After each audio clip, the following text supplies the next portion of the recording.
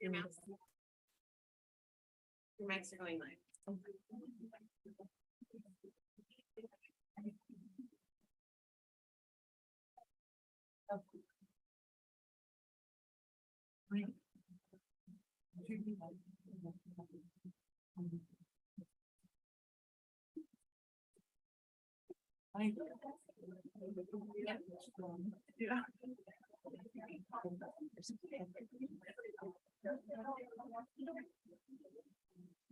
Accidentally.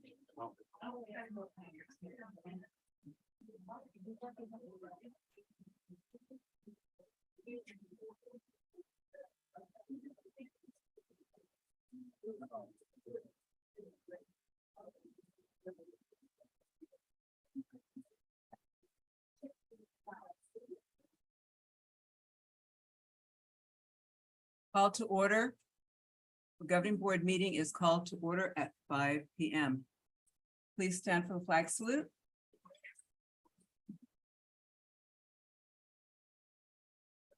Ready, begin. I pledge allegiance to the flag of the United States of America and to the republic for which it stands, one nation, under God, indivisible, with liberty and justice for all.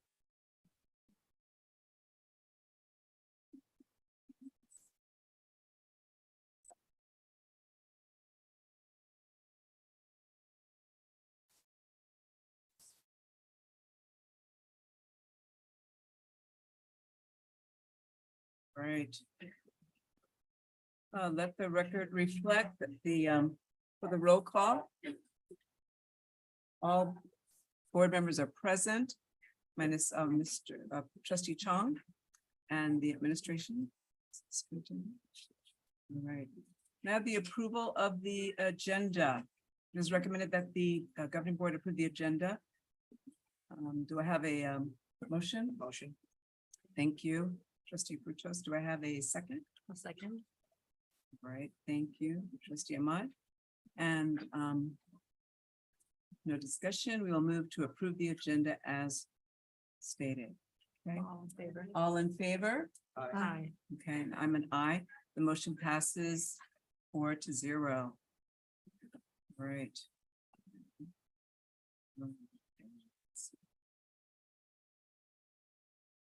The approval of the minutes. Is there a motion to approve minutes from our last meeting? Motion. Thank you, trustee Brenda, and second. Second. Thank you, trustee Burgess. Okay. All in favor? Aye. Okay, I'm an aye. Motion passes 4-0. Okay. All right. Governing board comments. And so we'll start with you, Lisa Munt. Thank you. First of all, I'd like to say hi to all our guests today from our Whitaker families and our staff and all the staff from around the district. It's nice to see you all. We're so excited to hear what Whitaker, the amazing things that Whitaker is doing. We hear it a lot, but it's nice to have a presentation and hear about it here. I'd like to thank BPTA for the invite for Dr. Lee's welcome party a few weeks ago. It was really nice to see everyone, and it was a great gesture. I think that it was a great thing for Dr. Lee, and we really appreciate it. I also want to give a shout out to all our staff for the back to school nights. I know that's a lot of work, and I remember being a teacher when all the parents came in and you had to talk. It was just always stressful. So I want to thank everyone for great back to school nights at all of our schools. All the parents had great things to say, and I think they were well attended, and you could just see from all the good things that we're hearing that it was a great event and everyone appreciated it. I also want to thank the Buena Park Education Foundation that was out at every single back to school night and was also raising funds for our school. And I really appreciate them giving their time to us. And that's it for me. All right. Trustee Bridges. Good evening, everyone. Thanks for being here today. I'd like to welcome all of our special guests in attendance, especially all of our families, teachers, all the baby sharks, and Ms. Williamson from Whitaker Elementary. I'm also extremely excited to hear all about our scholars and how they're growing and shining in Sharkland tonight. So I'm looking forward to that report. This month I had the opportunity to attend Beatty and Pendleton's back to school night. Both schools were buzzing with excitement. Students were eager to show their families the very classrooms they will be learning in for that year. But I also want to take a moment to thank all of our community partners that were out there, like the Buena Park Library, Education Foundation, and our after-school programs like the Source Program, ACES were out there. So thank you to all of you for being out there. Also had the opportunity to be a special guest at the Boys and Girls Club annual charity event.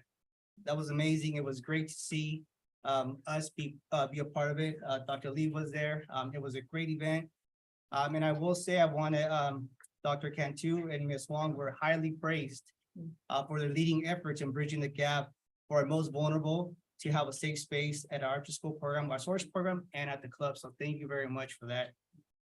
And then lastly, I'd like to thank the Coaching Foundation for continuing the professional development resources with Emory, Corey, and Pendleton. And that concludes my report. Thank you. Mr. Estrada. Hello, I just wanted to welcome everyone, staff, faculty, parents, students. Really appreciate you all being here in attendance and also very much looking forward to all the amazing things that Whitaker has been doing. I just wanted to say, back to school night, we've heard really amazing things, and I just wanted to say thank you to the parents who were able to attend and really just make the time just to see all the amazing things that their students have been doing within in their schools and everything that they're proud to show you guys. Also, I just wanted to say really quickly, just happy Hispanic Heritage Month that is beginning on September 15th. And also looking forward to all the amazing things for the school year. And that concludes my report. Thank you. I want to welcome everyone also. It was great to hear the pledge with such a full amount of voices, and the young people's voices especially.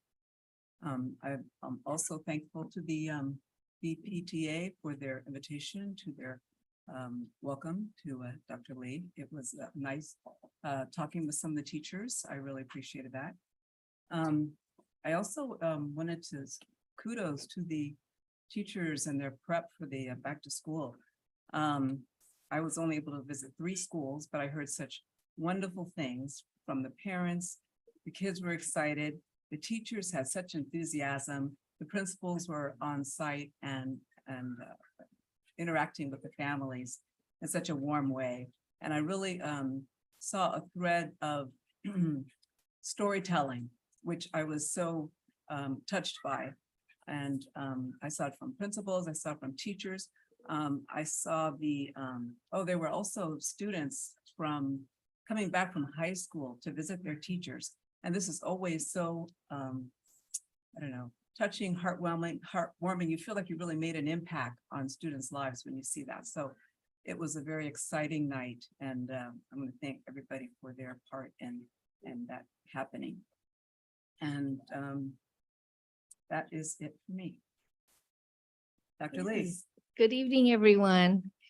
I would like to take a moment to begin by honoring the lives that were tragically lost, as well as heroically lost on 9/11 of 2001.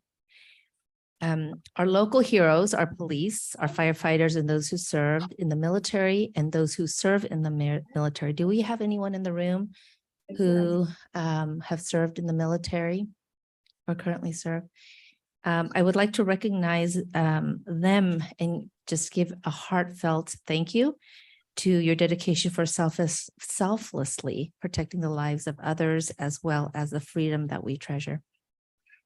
On a fun note, our Buena Park team just probably finished today representing Buena Park School District at the Buena Park Police Fallen Heroes Golf Tournament. So thank you to Julie Linecky. We have Russell Harrison, as well as Principal Beckelheimer. I gave him a night off to be able to recuperate from today, but thank you very much for well representing Buena Park School District. We want to support our local organizations, and Buena Park Police Department does so much for our community. We want to reciprocate that relationship as well.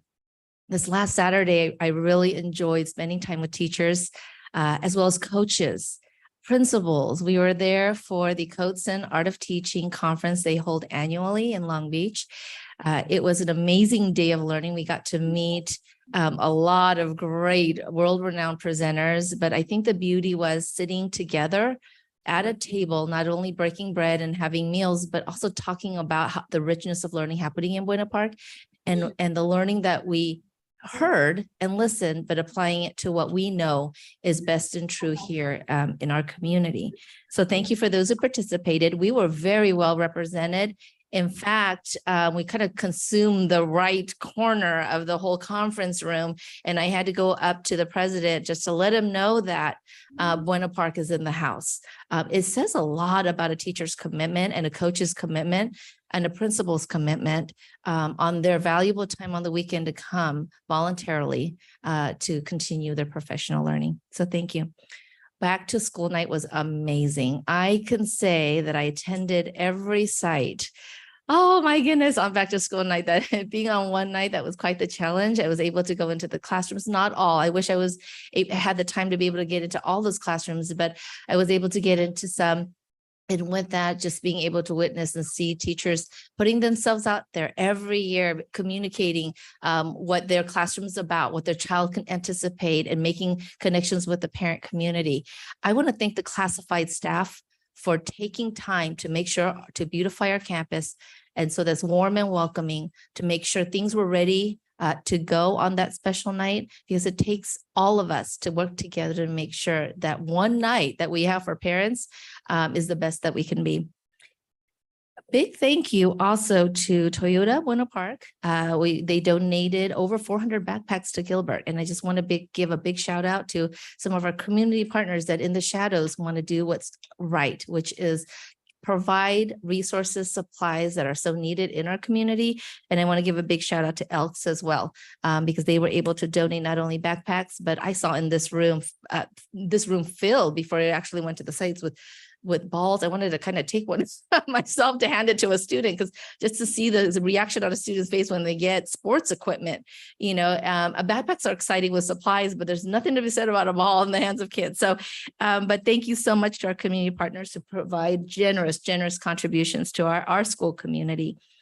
I do want to give a big thank you to BPTA. They hosted a beautiful meet and greet for me.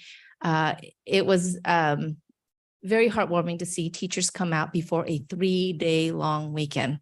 That was the big one, because we know that you could have been out of there just starting your weekend, but people stopped by to greet me. And thank you to the board who came by, as well as our cabinet came to say hello as well. So thank you for that hosting. And at this time, I'm super looking forward to Whitaker's school report. No pressure, Principal Williamson, but they did. So I think they're waiting for you. Now they're waiting for me to conclude my superintendent's report. So thank you. Thank you. Well, that brings us to programs and reports. Mhm. So without further ado, Principal Williamson.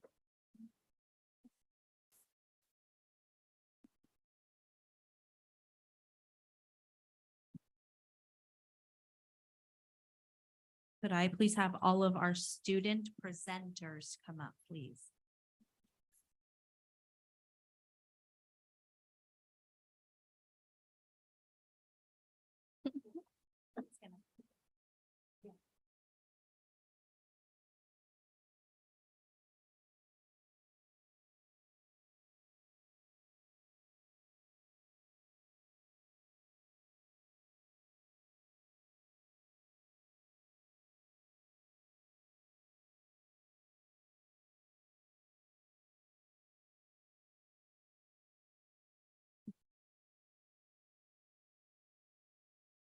Good evening, President Shedd, governing board members, Superintendent Dr. Lee, cabinet members, staff members, and guests.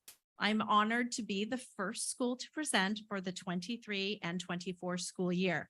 I must have done a really good job being first last year, because I was also first last year.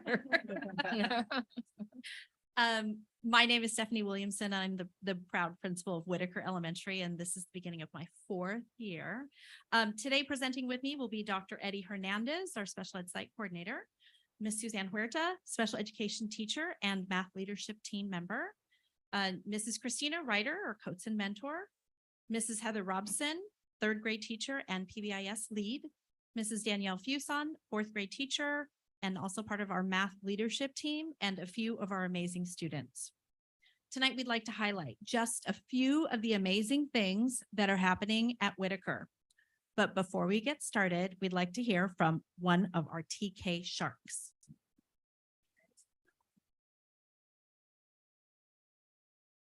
My name is Hudson. And I live out Whitaker. I love to play on the playground and do art.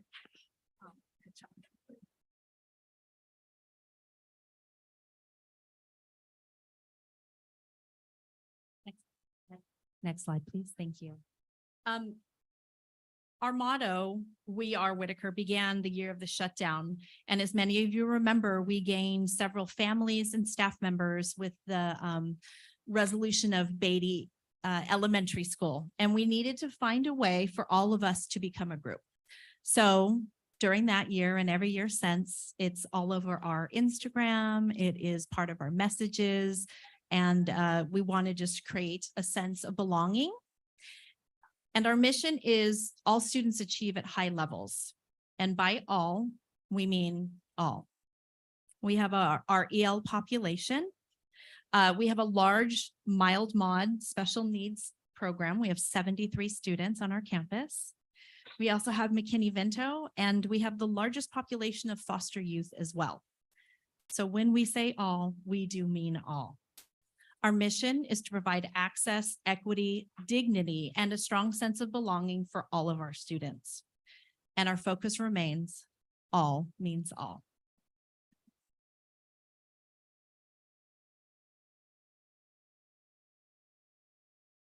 Good evening. My name is Dr. Hernandez, Eddie Hernandez, and I am the Special Education Site Coordinator. This is my second year, and it's going to be a great, amazing year at Whitaker. Because of our very diverse student population, it is necessary to have student-centered instructions. In CGI, reading and writing workshop, there's emphasis on individual student abilities rather than just whole class instruction. It's not the student's responsibility to learn the way we teach, but it's our responsibility to teach the way each student learns. Next slide. Some hallmarks of workshop: the teachers do mini lessons. Then from the mini lessons, students are working independently. Teachers will conference one-on-one with students and then have small strategy groups. This year, we are excited to dive into the new units of study for K-2 this year. I was fortunate to attend Teachers College, and I will use my new learning to support our staff. We feel that professional development is a must. Repeat that, is a must for teachers. Therefore, we provide ongoing professional development. We have momentum in teaching. We have found that it's more beneficial that each grade level has its own day rather than grade bands.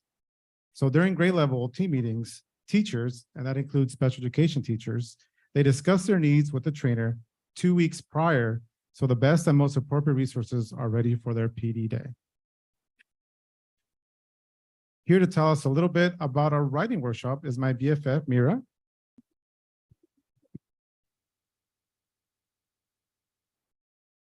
Hi, my name's Mira. In writing workshop, we're writing stories. My favorite one is about my little brother. Thank you, Mira.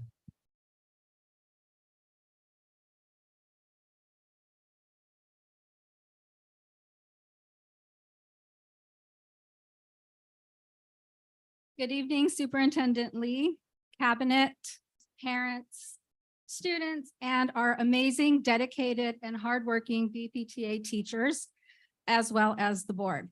My name is Suzanne Huerta, and I teach SDC 4-5 at Whitaker Elementary, and I'm here to talk to you about CGI.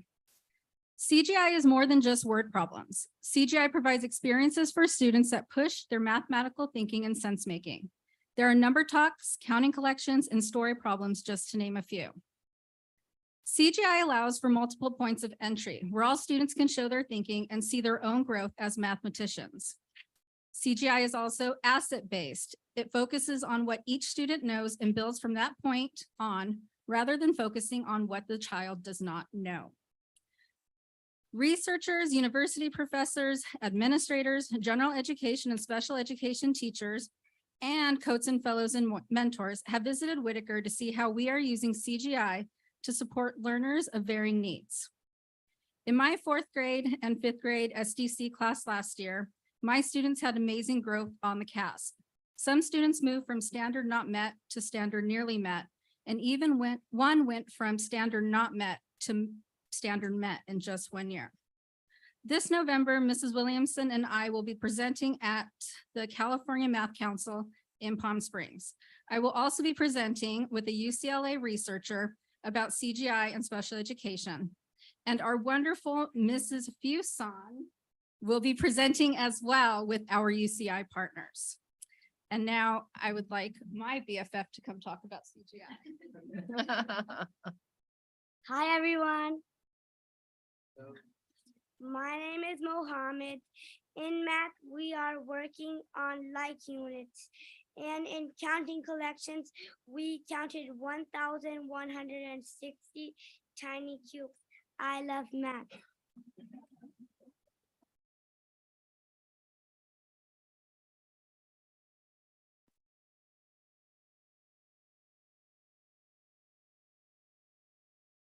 Good evening.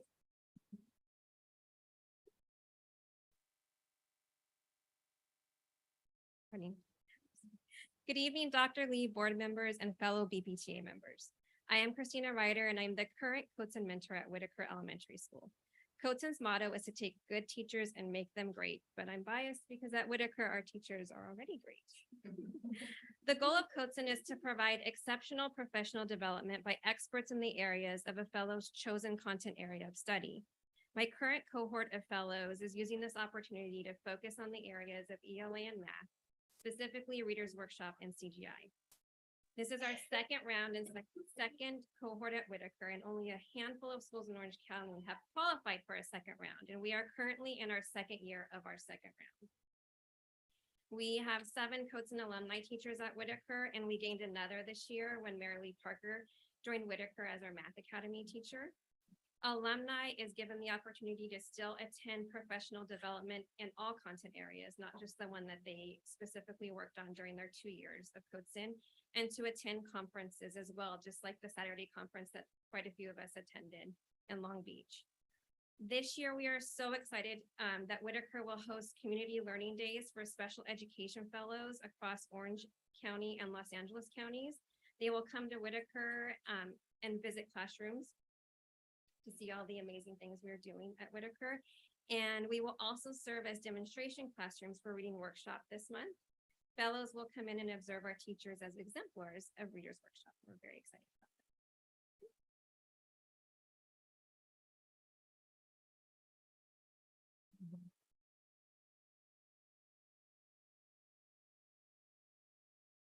that. All people problems. Okay.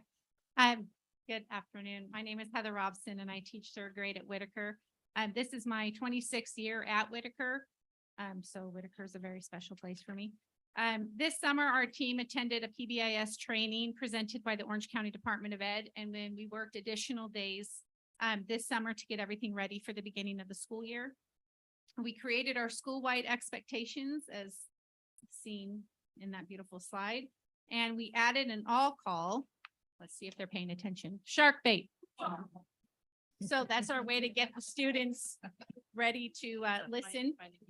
We revised our behavior matrix and included student expectations as well as staff rules to teach. For example, for the cafeteria, we asked staff to remind students of our hands-off policy, showing a calm body, and how staff might get their attention with the shark bait all call. We worked on progressive discipline as well as positive rewards. The team and I led trainings for our teachers as well as classified staff so that we could provide our students with continuity across the entire school. We have planned PBIS events where students can spend their hard-earned power tickets. For example, we have game days, lunch with the principal, raffles, arts and craft days, and karaoke days, to name a few, to reward students and to keep them motivated. Sub bag was created to keep guest teachers on our campus informed of the expectations of our students as well. And these bags include special sub power tickets that subs can give out to students who can then come up to the office and exchange it for a special shark themed prize. So, and Linda Milano, I have to say thank you for being my mentor many years ago.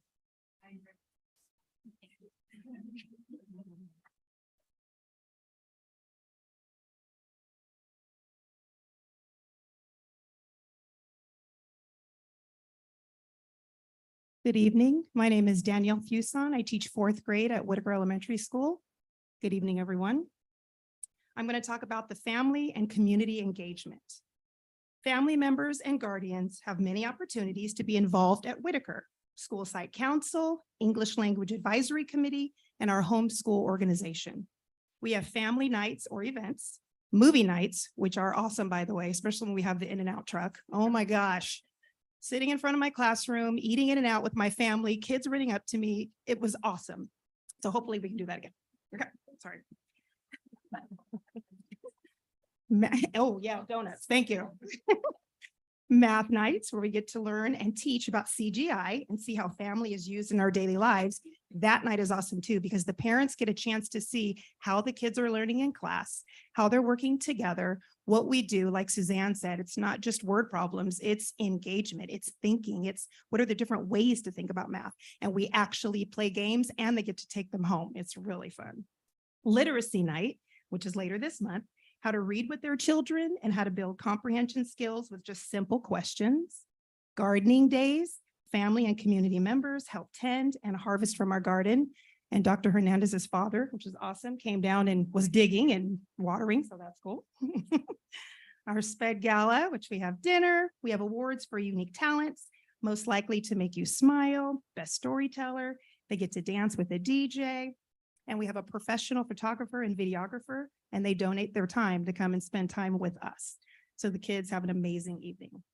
Our community partners, OC GRIP, which is Gang Reduction and Intervention Partnership. Students set personal goals and have monthly check-ins to celebrate and support. UCI, our PP Research Practice Partnership, which our focus is again on CGI. We talk about professional development, co-teaching lessons, parent math events, and this year we're forming a parent math leadership team as well. And that team is amazing because they come in, work with the staff and the admin, and just help us to help the kids, give us ideas. They were filming in my class, filming myself, filming the students, showing how we can all learn together, how we can help the kids. It really gave me a chance to see myself, what I say, how I look in front of the kids, what I don't say, students that I need to pay more attention to. So it was very beneficial. And as previously mentioned, I'm honored to be presenting at California Math Conference this November. That's going to be exciting because I've never done that before. So, okay. And Premier Chevrolet donated funds for our SPED Gala and provides money each year for new teachers. And is Aria here to tell us? Oh, here we go. Hi, my name is Arya. At Whitaker, we do lots of fun family events. At movie night, my mom and I ate In-N-Out and I saw all my friends. Thank you. There is so much happening at Whitaker, but we were only given a limited time, so we could only share some of the highlights. But to see more, definitely follow us on Instagram at Whitaker, Whitaker_Sharks.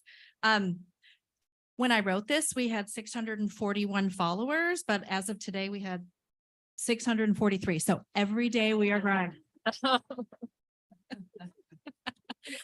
Thank you so much. Are there any questions for us? Well, I'd like to say thank you so much. It's so exciting to hear what's going on at Whitaker. It sounds like so much involvement and family involvement also. I'm really excited about this UCI parent group that's new this year, right? Yes. Yeah. So Yes, they've gained, they're going to reaching out to parents and having them participate both in classrooms and planning and understanding lessons. We're excited about that. Excellent. Thank you very much. Thank you. We actually have a couple students that we wanted to honor, so I'm gonna send Dr. Hernandez somewhere by Dr. Lee.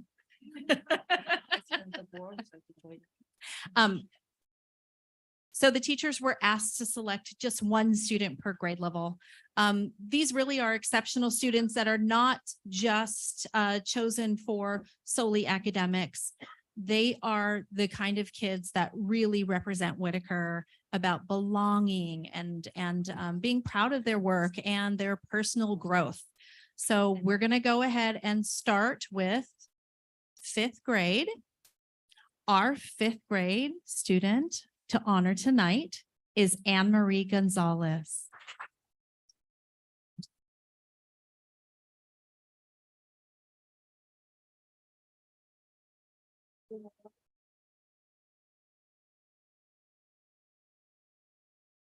And then we're going to jump to our TK student, and our TK student we're honoring tonight is Hudson Favela.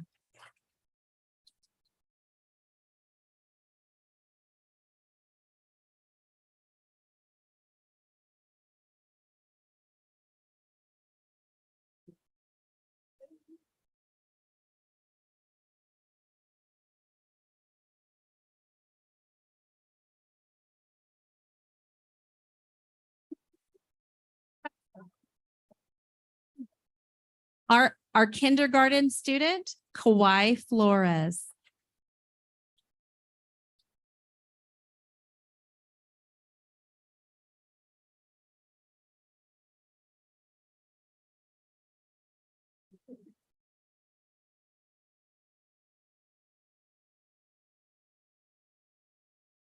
We'll jump to 2nd grade, Mohammed Zaidi.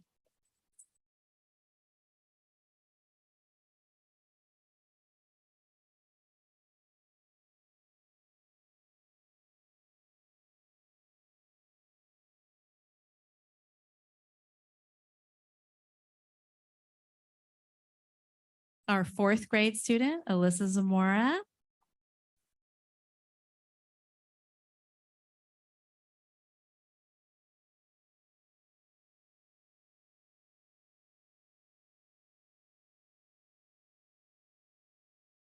And our 3rd grade student, Aria Vasquez.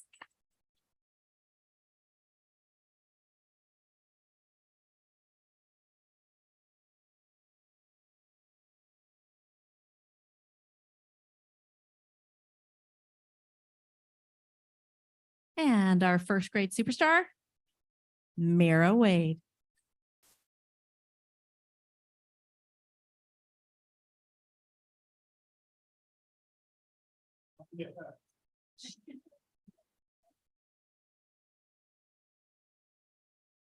At this time, if Whitaker staff can wiggle out of your seats, and we'd love to take a big picture with everybody.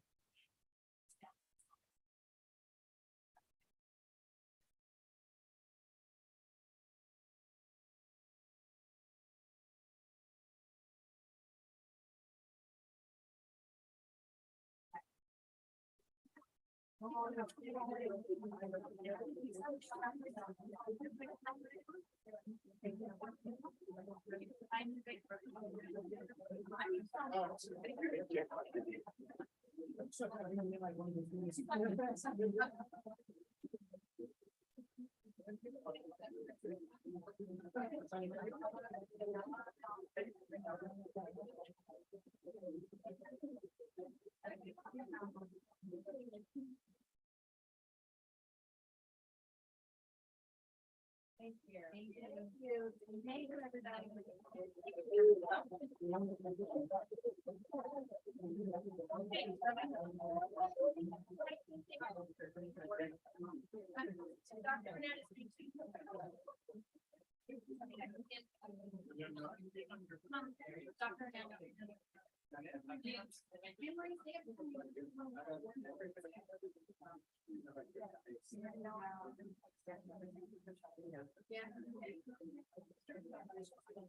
I know.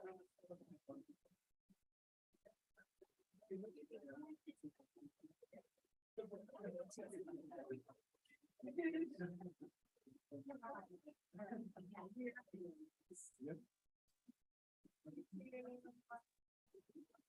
you, everybody. Congratulations.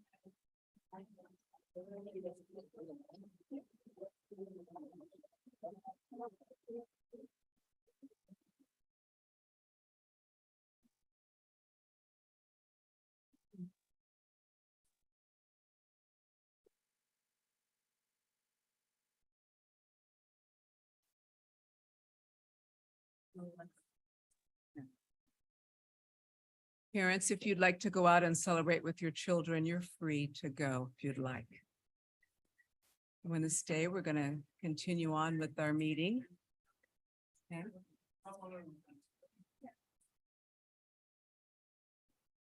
Thank you. That brings us to the hearing session. The audience members may request to address the board on an item on and off the agenda per board bylaw 9323. Individual speakers shall be allowed 3 minutes to address the governing board on each agenda or non-agenda item. The board limits the total time for public input on each item to 20 minutes. The total time allowed for public comment shall be 30 minutes. Audience members wishing to address the board during the hearing session of the agenda should fill out a request to address the governing board form and turn it into the executive assistant prior to the board meeting, holding the hearing session. Do we have any first? Yes, we have 2 requests. Thank you. All right, one. All right, so first we have Carol Bright.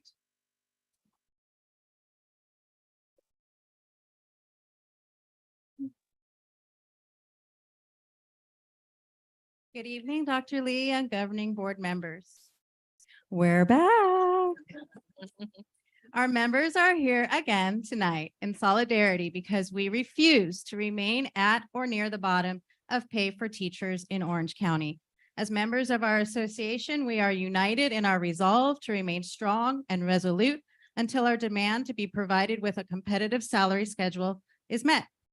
Our members' commitment to our student and community is our primary concern, and not a single teacher or association member wants to see instruction impacted. However, when the needs of our members are not being met by the board and the district, our members will need to prioritize what is in our own best interests. Our members cannot financially afford to accept any offer that keeps our association members near or at the bottom of pay in Orange County, and we will remain united in our resolve for a fair and just compensation offer. Thank you.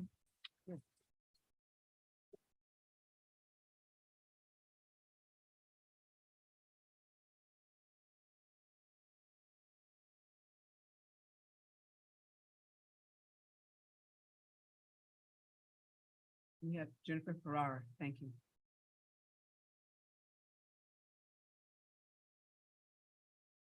Good evening, Dr. Lee, school board, cabinet, Buena Park teachers, and guests. My name is Jennifer Ferrara. I'm the vice president of the Buena Park Teachers Association. This is my 34th year of teaching in the district. I've taught 8th grade, 7th grade, 6th grade, 5th grade, 4th grade, 3rd grade, and I am currently teaching kindergarten at Emory School. Although this letter was written to me by a parent, this letter is to all of you, and it could be any of you in this room. Dear Ms. Ferrara, put your name in my place. We take this moment to express our deepest appreciation for the incredible impact you have made as a teacher. Your unwavering dedication, passion, and commitment to education are noticed. You possess a unique ability to inspire and empower your students. Your infectious enthusiasm creates a positive and engaging learning environment where students feel motivated to explore, question, and grow. You go above and beyond to ensure that every student's individual needs are met, fostering an inclusive and supportive classroom community. Your creativity in lesson planning and your innovative teaching methods have sparked a genuine love for learning in your students. You have the remarkable gift of making even the most complex concepts accessible and enjoyable.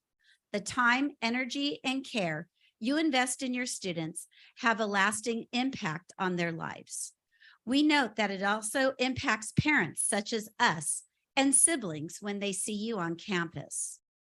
Beyond the academic realm, you also serve as a mentor, role model, and a source of unwavering support.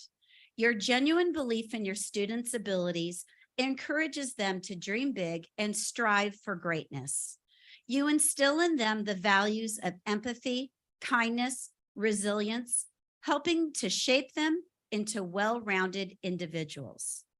Thank you for the countless hours of preparation, the late nights grading papers, and the unwavering dedication you bring to your role model, your role as an educator. Your impact extends far beyond the classroom, shaping the future of our society. You truly make a difference. And for that, you deserve all the recognition and appreciation in the world. Thank you for being an exceptional teacher and for your profound commitment to education. This letter was written by Jean and Howard Coe to me last year. I've been a committed and dedicated employee of the Buena Park School District, as all of my colleagues in this building have also been. Raise your hand if you've received a letter from a student, a parent, thanking you, being their teacher. I thank you. I thank you, teachers, for your dedication, your sacrifice, and hard work for our community. It's heartwarming to know that at least the parents at our schools know that everything good in our district is because of you. We deserve a substantial raise.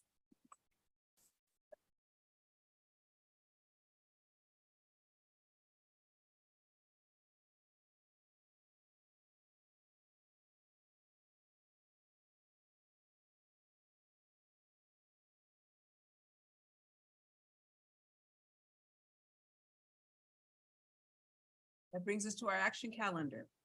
Approval of the 2023-2024 Buena Park School District's Local Control Accountability Plan, LCAP addenda. It is recommended that the governing board approve the 2023-24 addendum. Dr. Lee.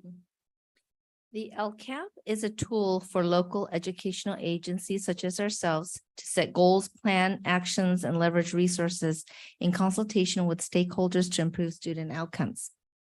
It is anticipated that the LEA, or the local educational agency, will update and submit their addendum every 3 years, consistent with the 3-year LCAP cycle.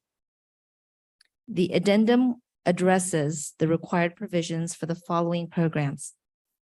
Title I, improving basic programs operated by state and local educational agencies. Title II, supporting effective instruction. Title III, language instruction for English learners and immigrant students. And Title IV, student support and academic enrichment grants.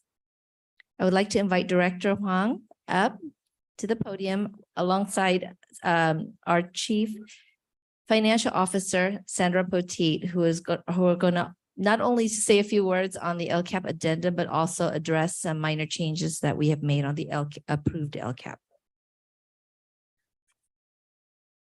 We're gonna have you.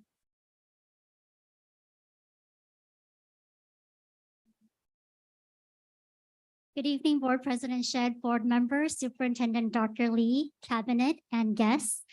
Along with the LCAP that was approved on June 26 by our governing board, the Every Student Succeeds Act, ESSA, requires local education agencies to complete a plan that addresses required provisions of ESSA programs under federal education funds.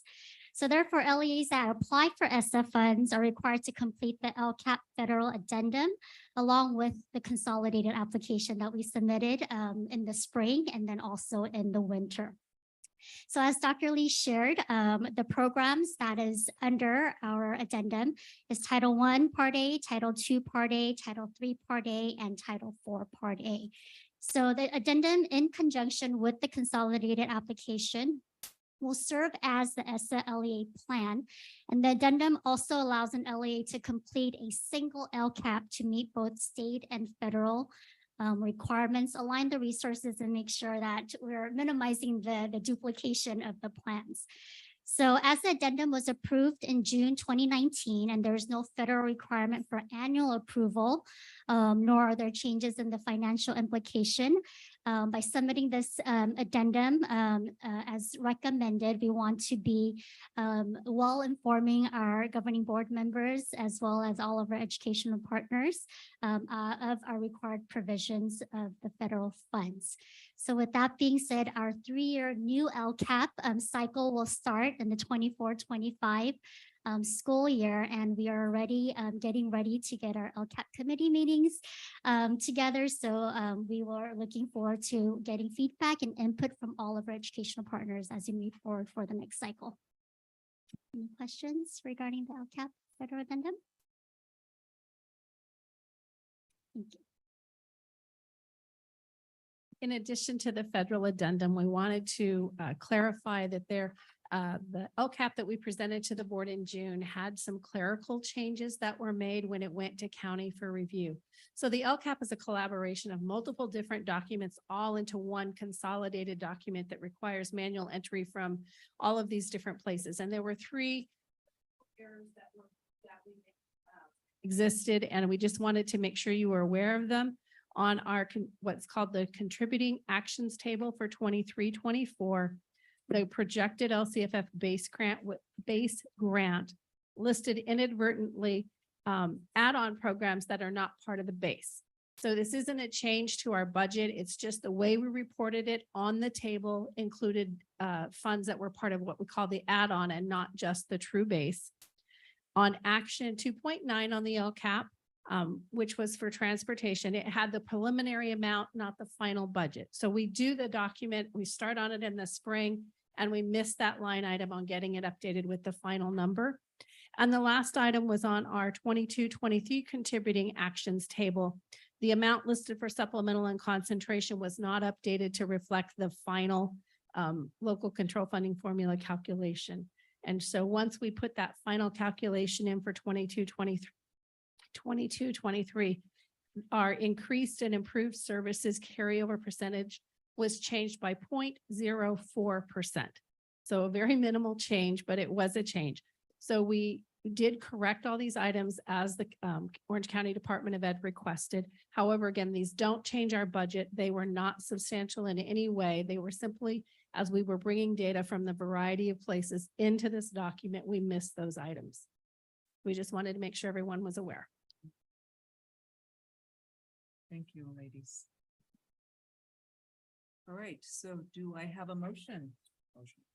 Thank you, trustee Frutos. Do I have a second? I'll second. All right, thank you, trustee Ahmad. Is there any discussion on the item?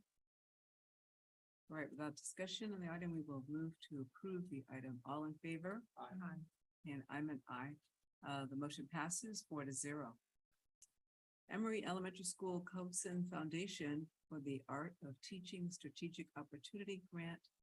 It is recommended that the governing board approve the Emory Elementary School Coatson Foundation Opportunity Grant. Dr. Lee.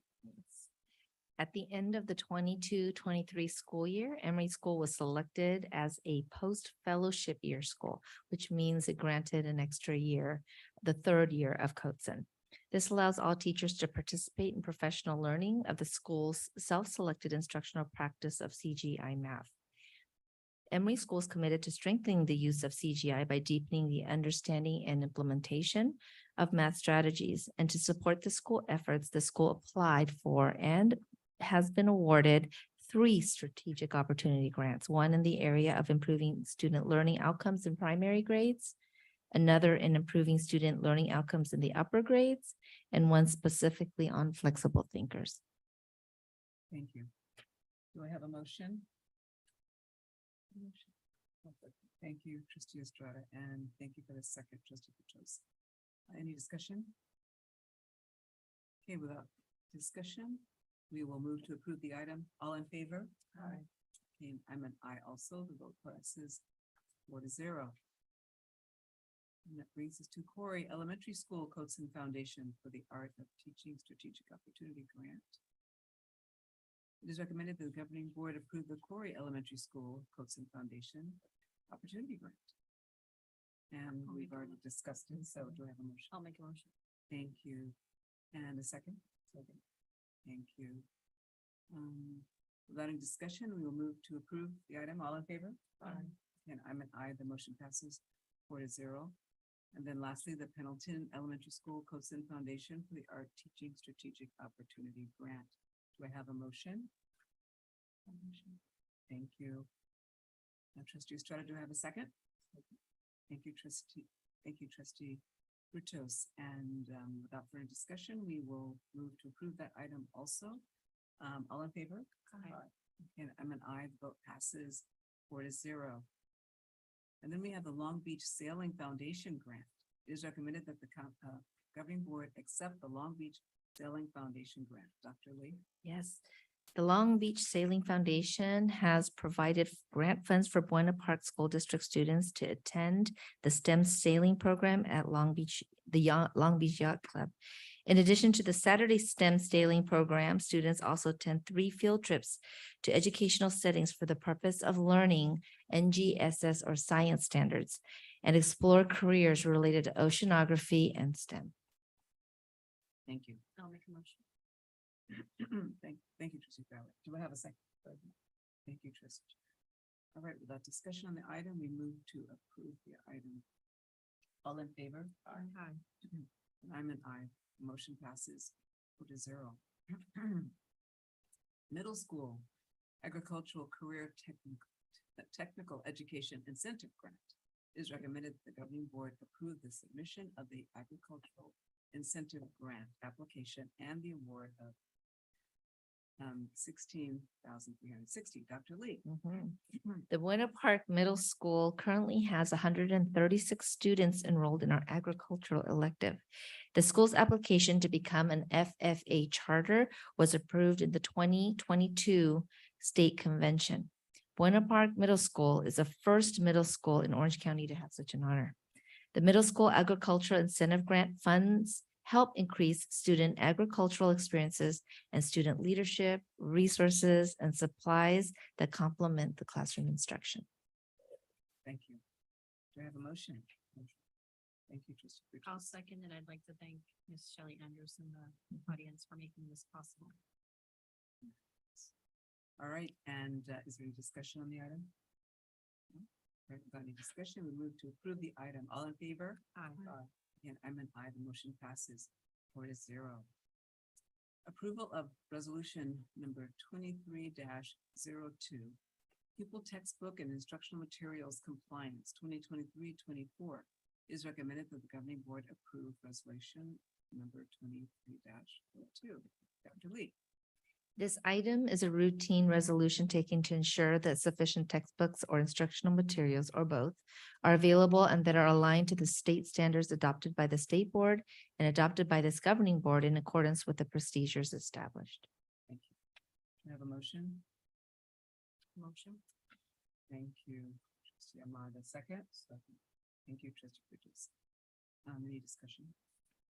Without any discussion, we move to approve the item with a roll call vote. Trustee Estrada. Aye. Thank you. Trustee Frutos. Aye. Thank you. Trustee Ahmad. Aye. Thank you.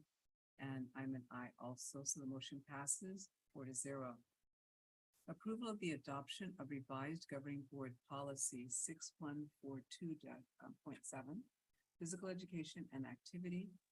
It is recommended that the governing board approve and adopt the revision of governing board policy 6142.7.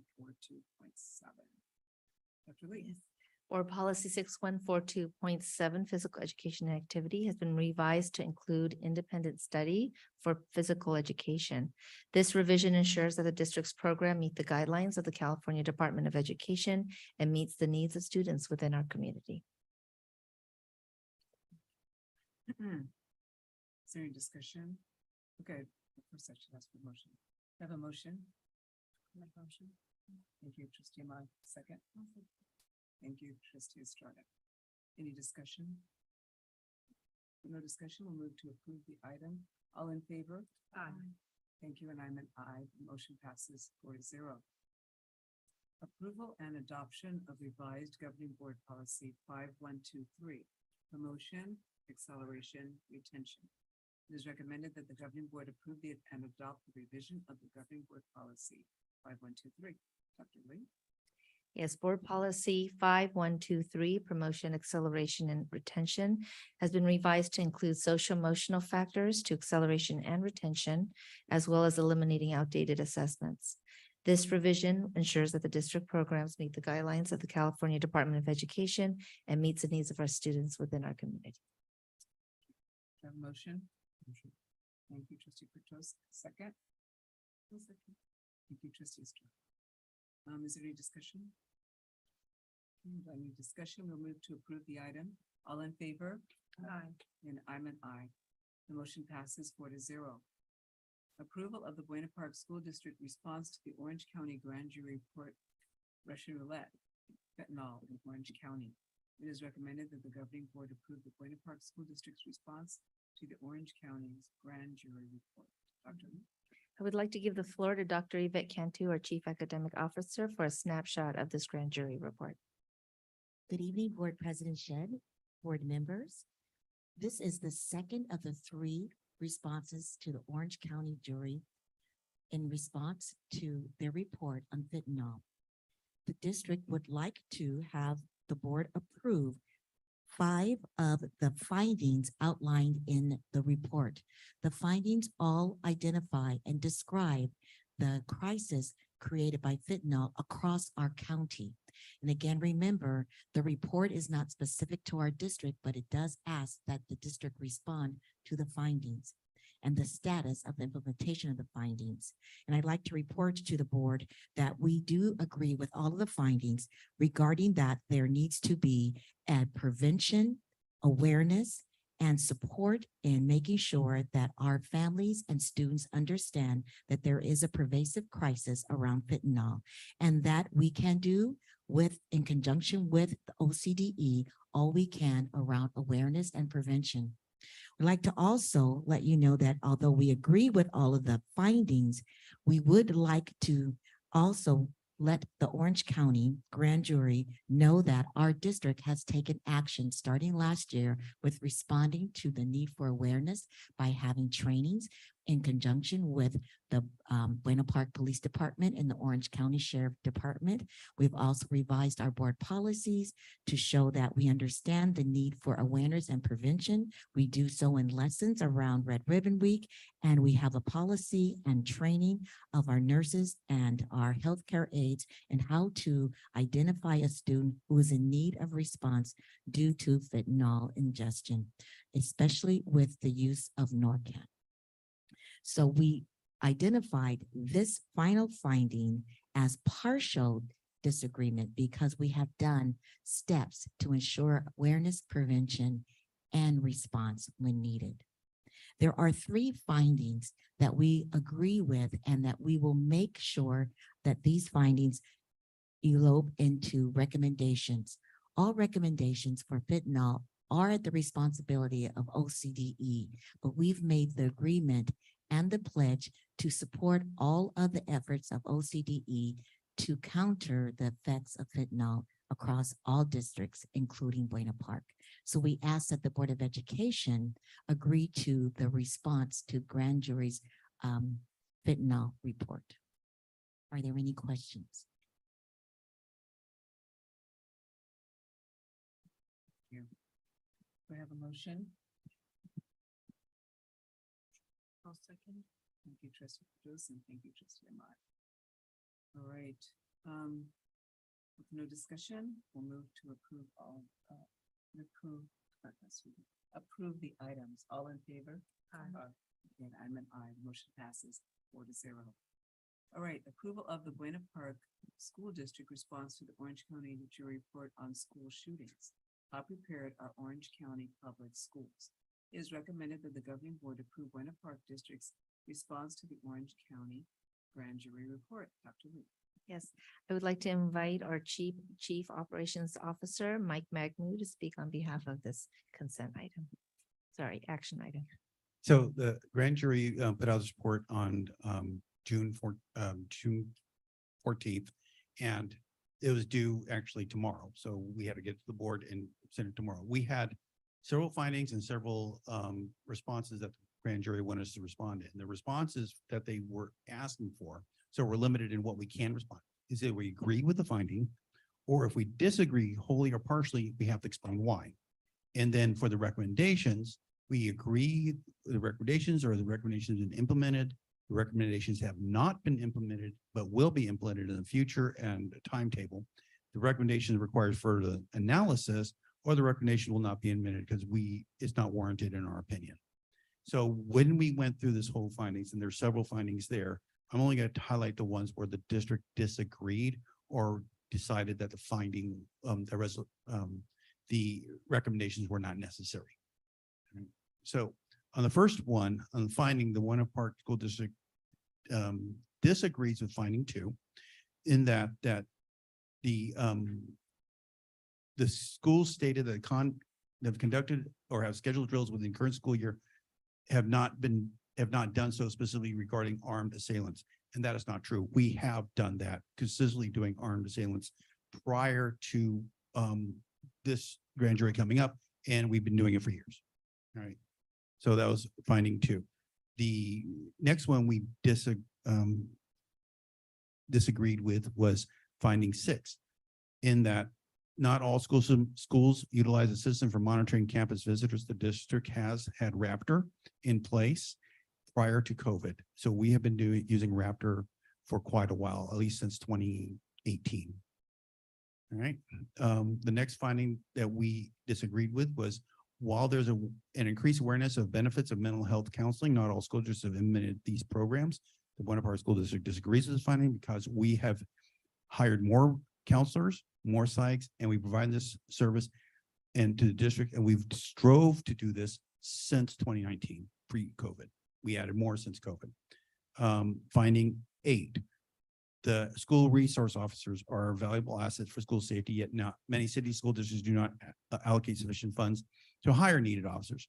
We disagree with this finding regarding hiring a SRO for the Winter Park School District, and we have partnered with the Winter Park Police Department for an SRO since 2018. Right?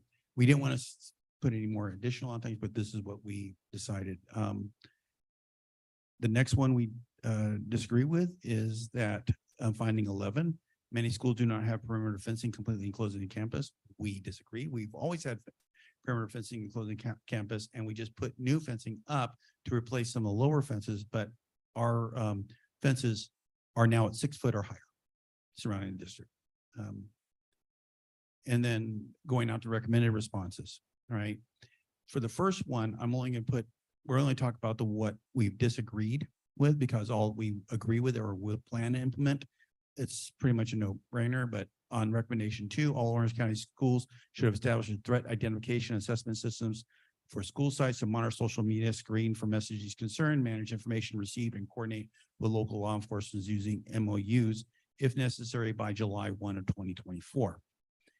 Winter Park School District disagrees with this finding. The cost and manpower overhead is too high for small school districts. Instead, the Winter Park School District has implemented a tip line for any reason for all students, families, community stakeholders, and we encourage our families to speak up for safety through our tip lines or directly with staff and administrators.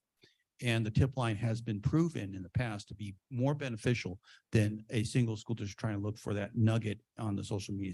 Plenty of parents and plenty of families and older siblings, they all are on that. There are eyes and ears on social medias. And I think that's the best option we have at this moment. Recommendation going all the way down to which one?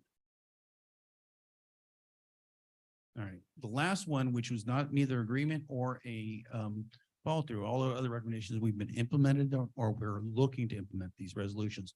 Recommendation 13 is that all Orange County school districts should investigate and consider bullet resistant or tinted film covering the school windows by December 31, 2023.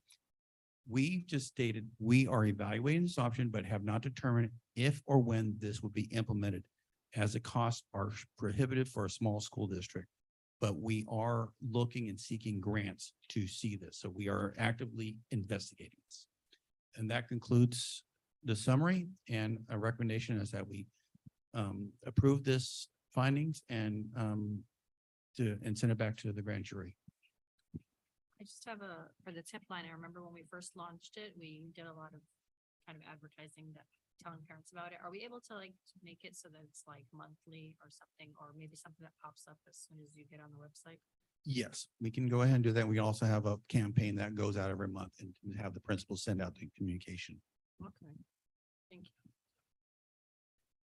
you. Do I have a motion? A motion. Thank you, trustee Ahmad. Do I have a second? Thank you, trustee Estrada. Any discussion? Right, without further discussion, we approve the item. All in favor? Aye. And I'm an aye. Motion passes 4-0. Permission to go to bid, adding new classrooms. It is recommended that the governing board give approval to go to bid for adding new classrooms. Dr. Lee. Yes. District staff and Studio W architects have developed an implementation and design plan for projects included in our facilities master plan. This plan includes adding or replacing portable buildings with newer portables, modulars, or manufactured buildings as needed. This request seeks authorization to solicit bids from the general contractors for the installation and construction of the new classrooms that may be portable, modular, or manufactured, as per the design drawings that we've provided by Studio W.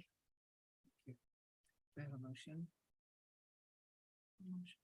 Thank you, trustee Estrada. Do I have a second? Thank you, trustee Burgess. And any discussion? Okay, without discussion, we move to approve the item. All in favor? Aye.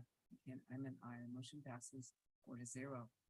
Approval of resolution number 23-03, approving the actual GANN amendment adoption appropriations limit for 2022-23 and estimated GANN amendment appropriations limit for 2023-24. It's recommended the governing board adopt this resolution. Dr. Lee? This is a standard yearly agenda item to comply with Proposition 4 that was adopted in 1979 regarding school funding calculations. The state of California determines the funding levels for public schools under the local control funding formula, or LCFF, but the computation of the GANS limit is still required each year for school districts. Government Code Section 7900 requires that we calculate the actual appropriations limits for the prior fiscal year and estimate the limits for the current fiscal year. The board is required to adopt a resolution identifying the limits and stating that the district did not and will not exceed the limits. Motion? Motion. Thank you, trustee Ahmad. Do I have a second? Thank you, trustee Burgess. Any discussion? Okay, without any discussion, we will move to approve with a roll call vote. Trustee Estrada? Aye. Thank you, trustee Burgess. Trustee Ahmad? I'm an aye. And I'm an aye also, so the motion passes 4-0. Approval of the 2022-23 unaudited actuals. It's recommended that the governing board approve the unaudited actuals as presented. Dr. Lee? Yes, Education Code 42100 requires that on or before September 15th, the governing board of each school district shall approve an annual statement of all receipts and expenditures of the district for the preceding fiscal year and shall file the statement with the county superintendent of schools. We have Sandy Poteet, our chief financial officer, that will have a brief presentation regarding this item. Thank you. Good evening, Board of Trustees and community members. This is our unaudited actuals presentation. This is the final presentation for the financial year of 22-23. If we could go to the next slide. This is the authority under which we present this, as Dr. Lee stated, under Ed Code. We could go to the next slide.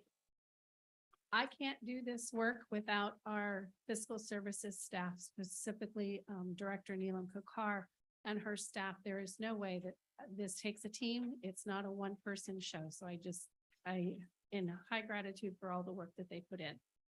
Next slide, please.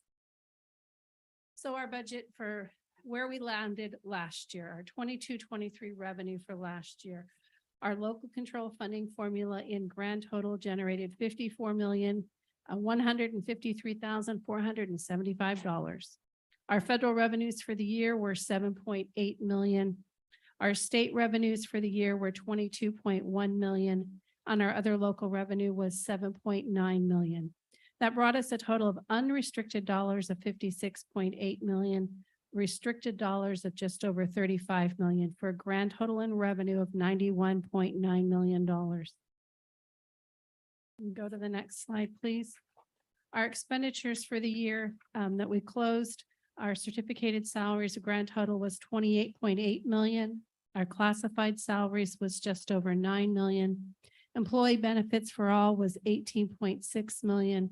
Supplies were 3.3 million. Services were 12.5 million. Capital outlay was just over 300,000.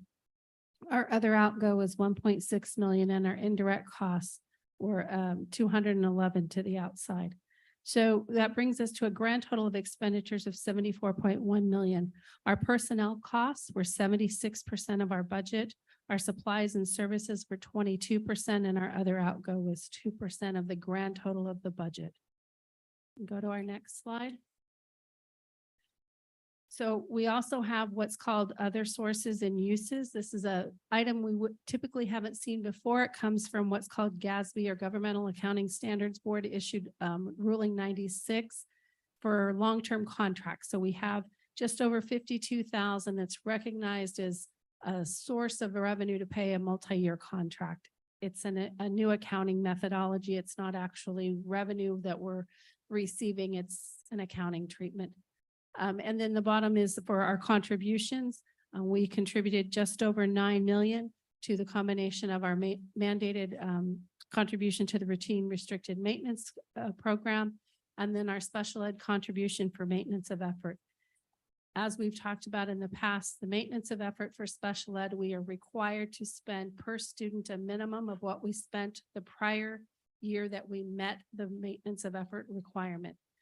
So that's we will never get away from not being able to have a special ed contribution, because the federal government requires us to spend at least what we spent out of our local and state dollars the next year as you did on the prior year. Even if they increase their allocation, they require us to increase ours or maintain ours. We can't reduce it when we get new income from the federal government. So that is part of how our special ed calculation is done for the contributions. So we do have 9 million that goes to other programs outside of the unrestricted general fund. You go to the next slide. So the overall was a net increase to the unrestricted fund balance of 5.6 million. Restricted balance increased by 12.2. When you add that to our beginning balance, we have an ending balance as of June 30th on the unrestricted of 18.6 million. We have a restricted ending balance of 17.8 million for a total ending fund balance of 36.4 million. Go to the next slide. I'd like to itemize what our change in unrestricted ending fund balance is. Estimated actuals are developed in May, which is what we use to generate our July 1 balance. The unaudited actuals is the final revenue and expenditure data for the year. What that showed for us this year is we had 1.1 in additional increase to the unrestricted ending fund balance. And that 1.1 increase is a combination of open encumbrances and carryover of about 394,000. That's for expenses that we ordered them. They were issued a PO, but that PO didn't come, or that product wasn't received by June 30th. So that money is spent. So it's not money we have to re-spend. It is spent. We're just waiting on the product to be received. So that there's 394,000 in our ending balance that goes towards that and towards carryover of any programs. There was 381,000 for vacant positions that we're doing ongoing recruitments for, that we still need to have this coming year, that were vacant last year. That money that fell through is not a budget savings on a long term. It's a one-time savings because we still need those positions, specifically bus drivers is one of those. We also had some custodial vacancies across the year. So that savings is not ongoing permanent budget savings. It's temporary one-time dollars. The last component of our increase to the unrestricted balance was a 340,000 of ongoing savings. It was generated typically from volatile interest income. So it doesn't make it something that we can really stand on long-term. As we know, the Fed interest rate goes up and down. And right now we were generously received over 500,000 in interest income. But as soon as they change that rate and drop it, that revenue disappears on us. And so it's not something that we would consider a stable ongoing revenue source. It is ongoing, but it's not stable. So those are the components for our unrestricted ending balance and why it changed. We could look at the next slide.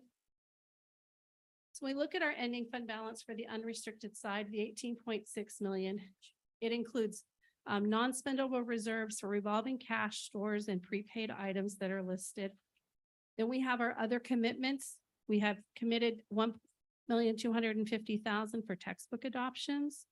We have 534,200 committed for other post-employment benefits or OPEB.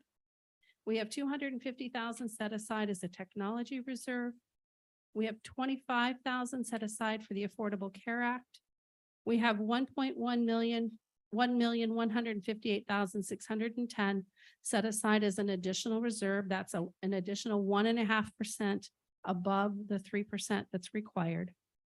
We have just over 5 million, specifically 5,050,000 set aside for future program needs. We have a declining enrollment mitigation of 2,645,600.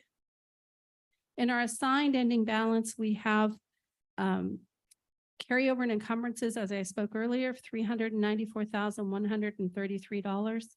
We have reserve for Kid Connection of $150,000.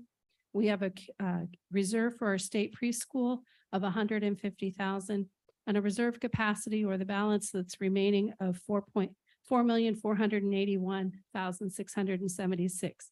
Those are all in addition to the 3% requirement of $2,223,610,000. That's the breakdown of our ending fund balance for our unrestricted side. A restricted balance is 17.8 million, which comes from all of our state and federal categorical programs. You could go to the next slide. When we look at our summary, as we recall, the state has a minimum that we are a max, I should say, not a minimum that we're allowed to have in our ending fund balance towards a cap. That cap is 10%. We're at 9.98% reserved towards the cap. Our total reserve is 24.71% this year. As that rolls into next year's, I'm in mixed years. When I said this year, that's the closing of 22-23. In 23-24, the year we're in, that balance rolls forward. Changes were made for the additional dollars coming in to go into the additional reserve. That's a calculated amount. Future program needs were increased and declining enrollment mitigation was updated, bringing our total reserve to 25.77%. We do have exactly 10% in our reserve towards the cap and committed reserves of 15.77%. You can go to the next slide. We also look at our other funds that we carry in the district. We have a Fund 8 Student Activity Fund that reconciles and reports all of the Associated Student Body or ASB funds in the district. It began with $5,763. They had revenue of $23,970, expenses of $23,987, and ended with $5,746, which is really what you want to see. Money earned this year for those students was spent on those students. So that is exactly sort of what we would expect to see in Fund 8. Fund 12 is our Child Development Fund. That's where our state preschool was. It began the year with $218,964. After the revenues and expenses, it ended at $359,711, just a slight increase in their fund balance. The Cafeteria Fund, which is our Child Nutrition Fund, we began the year with just over $4.5 million. We had revenues of $4.2 million. We have expenses of 3.6, and our ending balance is just over 5.1 million. For our Fund 14 deferred maintenance, we really have no expenses in deferred maintenance any longer, but we have kept it open in case the state ever decides to fund the deferred maintenance program again. So there's a slight balance of just $55 and it earned a little bit of revenue, making a grand total of 57. We have Fund 21, our building and bond funds. We started the year with 13.1 million, had a little bit of interest, 359,000, expenses of 12.1, bringing us down to an ending balance of 1.3. So we are down to the very bottom of this amount of bond issuance for Fund 21. So we will be bringing in October to the next board meeting items regarding the next issuance of the bond Measure B. So we're going to be bringing back an item to go to the to sell bonds again, so we can generate money to continue to do work on our facilities. We have Fund 25 Capital Facilities Fund. We had 136,000 at the beginning, had revenue of 323, small expenses simply for banking expenses, ending balance is 459,000. Capital Facilities is the money that's generated from developer fees, from folks who are doing development in our area. There is a fee that's collected. We have our County School Facilities Fund, Fund 35. That's where any money we get from the state building program would go. We had a small beginning balance of just over 7,500. It did receive interest and expense, ended at 7,785. Our Fund 40 Special Reserve for Capital Outlay had a beginning balance of 6.6 million. We earned revenues of 1.2 million. We had expenses of almost 730,000, bringing us to an ending balance of 7.1 million. Our Fund 51 Bond Interest and Redemption Fund, that's actually the fund that's at the Treasurer Tax Collector's Office. That's the funding that they collect to pay off Measure B, to pay off the bonds. And so this is their records of what's in the bond redemption and interest and redemption fund. It started at 4.7 million. Revenues and expense are almost equal and ended with 4.7 million. So that's the recap of our other funds that we have in our unaudited actuals. Are there any questions regarding the unaudited actuals?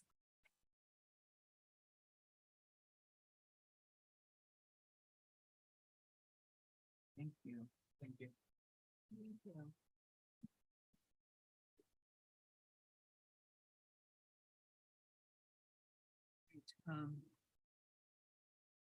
Have a motion.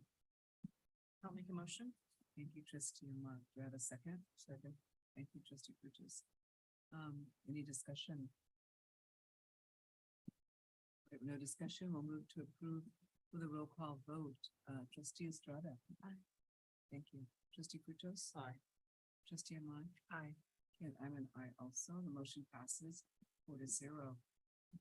Can we have approval of employment of certificated staff under a teaching permit for statutory leave? Mary Dowell. Is recommended that the board approve the employment of Mary Dowell under a teaching permit for statutory leave for the 2023-24 school year. Dr. Wu? The guidance of Orange County Department of Education, the teaching permit for statutory leave is a document issued for employers who meet the permit criteria when a fully credentialed teacher is not available for the assignment. It allows the employer to fill the assignment while searching for a fully credentialed teacher in the subject area of the assignment, and or gives the waiver holder additional time to complete the requirement. Thank you. Do I have a motion? A motion. Thank you. Trustee Ahmad, do you have a second? Thank you, trustee Bridges. Any discussion on the item? We will move to approve with a roll call vote. Trustee Estrada. Aye. Trustee Bridges. Aye. Trustee Ahmad. Aye. And I'm an aye also, so the motion passes 4-0. That brings us to the consent calendar. Unless a trustee has a question concerning a particular item and asks that it be withdrawn from the consent calendar, the items are approved at one time by the governing board. Trustee Estrada, do you have anything to remove? I have nothing to remove. Thank you, trustee. Trustee. I have nothing to remove. All right, and neither do I. With no items to be withdrawn, is there a motion? I'll make a motion. Thank you, trustee. Second. Thank you, trustee Bridges. All right, so all in favor? Aye. Okay, and I'm an aye also. The motion passes 4-0. Information correspondence. Dr. Lee. Yes. At this time, we have a couple of additions to the major topics for future board meeting presentations. We've included a presentation on learning and recovery next month, as well as a celebration of our parents who finished coursework from Parent University. And in recognition of several of our community partners, we would like to add that topic in the November board meeting. Thank you. All right, that brings us to closed session.